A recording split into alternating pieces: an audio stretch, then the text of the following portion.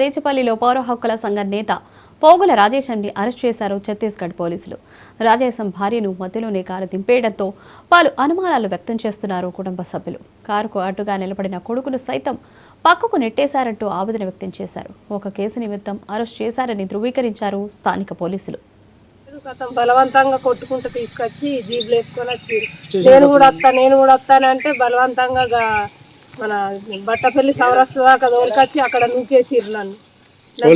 బలవంతంగా జీబులో మా ఆయనని సార్ మా ఆయనని తీసుకుపోయారు. నేను కూడా వస్తా ఆయనతోనంటే నన్ను ఆడిదాకా తీసుకొచ్చి ఆడ దొబ్బేసిర్రు. ఆయనతో నేను వేరే బండి వినా మళ్ళీ సారంగపూర్ పోలీస్ స్టేషన్కి వచ్చి అడిగితే సార్ లేడమ్మా అన్నారు. అక్కడ అన్నాక మళ్ళీ ఇంటికి వచ్చినాం, డిఎస్పీ ఆఫీస్కి వచ్చినాం సార్.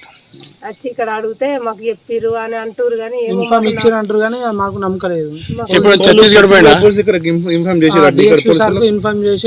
అంటారు కానీ మాకైతే నమ్మబుద్ధి కావడం లేదు. అది వాళ్ళు ఛత్తీస్గఢ్ నుండి వచ్చినట్టు మొత్తం హిందీ మాట్లాడుతున్నారు. కరెక్ట్ ఏం చెప్పలేదు, ఛత్తీస్గఢ్ అని ఒకటే సార్ అన్నారు. అది కూడా పోలీసు అంటే అంటారు ఏం చెప్పాలి. చక్కగా తీసుకొని జీప్ వేసుకొని వెళ్ళిపోయారు. మన ఛత్తీస్గఢ్ దంతెవాడ నుంచి పోలీస్ స్టేషన్ దంతెవాడ మొత్తం అందరు హిందీ మాట్లాడుతున్నారు. ఒక్కైనా తెలుగు మాట్లాడేటైనా ఒక్కైనా ఏం బట్టి ఉన్నారు. DSP sir